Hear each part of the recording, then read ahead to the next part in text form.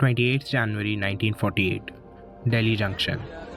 The winter sun was beginning its slow descent as passengers crowded the platforms of Old Delhi railway station. Porters were hurrying between piles of luggage, vendors were shouting over one another to sell teas and newspapers, and steam was rising slowly from the waiting locomotives. Amidst the noise, two men were waiting for their train just like everyone else. They attracted little attention from those around them. To fellow passengers, they appeared entirely ordinary, just another pair of travelers preparing for a journey. Yet, within just 48 hours, their names would be known across the country. They were none other than Nathuram Godse and Narayan Apte. As the train slowly pulled away from the platform and began its journey south toward Gwalior, the passengers sharing their compartment could not have known that one of the most consequential assassinations in modern Indian history was already entering its final stages. Godse and Apte were not traveling to attend a political meeting or address a gathering. They were traveling to acquire a weapon which they believed they could trust. By the following day, the two men found themselves inside a modest residence in Gwalior. Gathered with them were a handful of associates, and resting on the table in the center of the room lay the object they had come for, a Beretta M1934 pistol. The weapon itself had traveled a remarkable path before arriving here. Originally manufactured in Italy, it had been carried through the chaos of the Second World War before finding its way to India as a war trophy. Over the years, it had passed through several hands, from an officer connected to the Maharaja of Gwalior to local arms dealer and political activists, before finally arriving in a room where it now waited its new owner. Godse reached forward and picked up the pistol. For Godse, the only thing that mattered was reliability. He had already failed twice in his attempts to take Gandhi Ji's life, and for him there would be no more second chances. He carefully examined the pistol, worked the slide, checked the safety mechanism, and inspected the magazine. Satisfied that it would function as intended, he began loading the cartridges one by one. With each metallic click, the conspiracy was another step closer to its final objective. When the seventh and final cartridge slipped into place, he locked the magazine into the pistol and concealed it beneath his clothing. 300 rupees were paid and a few brief words were exchanged before the meeting came to an abrupt end. Less than 24 hours later, Godse and Apte would board a train back to Delhi, carrying a loaded Beretta that would come to define the future of independent India. By the winter of 1948, independent India was a nation under immense strain. The celebrations of August 1947 had barely faded when the horrors of partition engulfed the subcontinent. Millions had been uprooted from their homes, entire communities had been torn apart, and violence had scarred cities and villages across the newly drawn borders. In a country consumed by fear, anger, and brutal violence, Gandhi Ji still remained a familiar sight as he moved through crowded streets, visited refugee camps, and addressed prayer gatherings in the hopes of preventing India's birth from descending into endless bloodshed. To many Indians, he remained the moral conscience of the nation. To them, he was the man who had guided India through decades of struggle and sacrifice. But to others, Gandhiji had become a deeply controversial figure.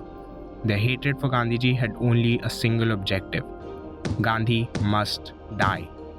Even before the shots were fired at Birla House, there had already been multiple attempts on Gandhiji's life. Each failure only strengthened the determination of the conspirators and convinced them that they needed a more reliable method. Just 10 days before the shots at Birla House, the conspirators made their first serious attempt. January 20th, 1948. Gandhiji had arrived for yet another prayer meeting, and as hundreds gathered around him, the atmosphere appeared no different from any other day. People waited patiently to hear him speak, unaware that among them were men who had come with a very different purpose. Suddenly, and without a warning, a powerful explosion tore through the gathering. The blast shattered the calm of the evening. Smoke and dust billowed into the air as frightened men and women scrambled for safety. People tried to run instinctively away from the sound, while some desperately searched for family members amidst the confusion. For several agonizing movements, nobody knew what had happened. More importantly, nobody knew whether Gandhiji himself had survived. As panic spread throughout the crowd, the men behind the attack began slipping away, hoping to disappear into the chaos they had created. but one of them would not get very far. Sergeant Ram Chandra Dua of the Indian Air Force had seen the attack unfold. Through the confusion and ringing in his ears caused by the explosion, he had somehow managed to catch sight of the man responsible for the attack, Madan Lal Pahwa. Unlike everyone else scrambling for safety, Sergeant Dua's attention remained fixed on the attacker. While panic swept through the prayer grounds and people scrambled in every direction, Madan Lal Pahwa was still only a short distance away. He himself seemed momentarily stunned by the very blast he had created. For an instant, it seemed as though the explosion had disrupted his own escape too. But as Sergeant Dua closed in, slowly making his way through the chaos around, while still fighting the ringing in his ears and the blurred vision, he noticed something that sent a fresh jolt of urgency through him. Madan Lal was still clutching another grenade. Sergeant Dua quickly realized that the danger was far from over. Hundreds of people were still packed into the grounds, many of them disoriented and struggling to escape. A second explosion amidst the fleeing crowd could result in a full-scale massacre. There was no time to think. If Madan Lal was to be stopped, it would have to happen immediately. Sergeant Dua acted. Closing the distance in just a matter of seconds, he hurled himself at Madan Lal before the attacker could recover from the shock of the explosion. The two men were now engaged in a struggle for control, even as the crowd scattered around them, completely unaware that the danger was far from over. Madan Lal fought furiously, trying to free himself from the sergeant's grip, but Sergeant Dua clung to him with determination. Throughout the struggle, the grenade was still firmly in Madan Lal's hands. A single momentarily lapse in action by the sergeant could have resulted in a far worse disaster, as Madan Lal could have pulled the pin of the grenade, killing not just the two of them, but also countless others still recovering from the chaos of the first explosion. Yet, despite the danger, he refused to loosen his hold. Sergeant Dua's extraordinary resolve to keep the perpetrator restrained despite the risk to his own life, even as Madan Lal struggled with all his strength to break free, clearly shows the exceptional courage and presence of mind he displayed in one of the most dangerous moments of his life. Soon enough, the first bystanders finally realized what was happening and rushed forward to help. Gradually, the balance shifted.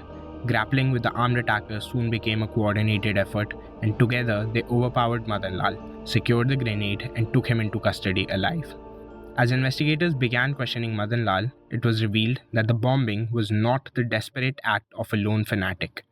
It was in fact part of a carefully planned conspiracy involving multiple individuals, each playing a specific role in an attempt to take Gandhi Ji's life. The explosion itself was just Plan A.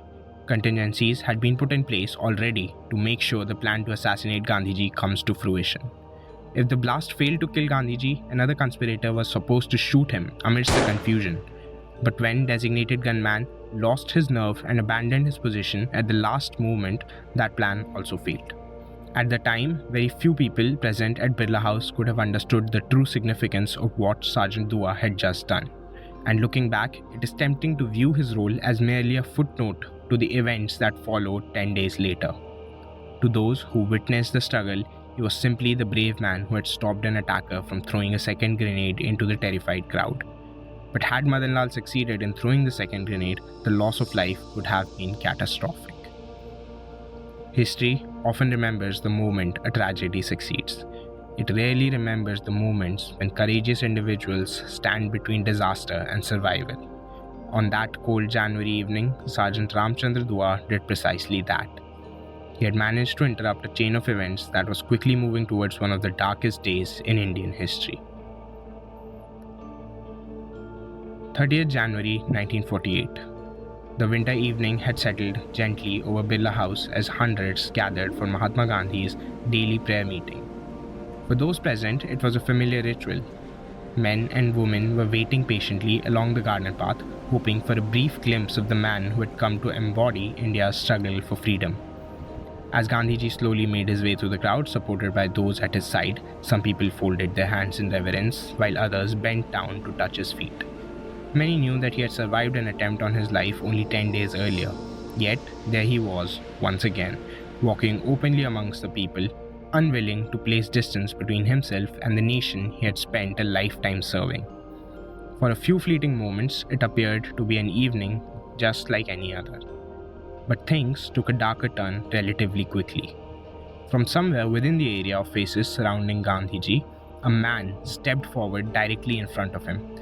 This was none other than Nathuram Godse himself. Within a span of just a few seconds, he drew his pistol and 3 shots rang out in rapid succession. The familiar sounds of the prayer gathering were replaced by an eerie silence. For a brief moment, everything came to a stop. The crowd instinctively knew that something bad had happened. As the echoes of the gunshots faded across the gardens, Gandhiji's frail body struggled against the force of the bullets that had just struck him. A moment later, he collapsed to the ground and surrendered to the hateful will of the assassins who had plotted his demise. As realization of what had happened spread through the crowd, confusion quickly turned into panic. Some shouted for help, while others stood frozen in disbelief, unable to comprehend what they had just witnessed. The man who had become the face of India's freedom struggle lay mortally wounded on the ground. Standing only a few feet away was his assassin, Nathuram Godse. His pistol was still clutched tightly in his hand.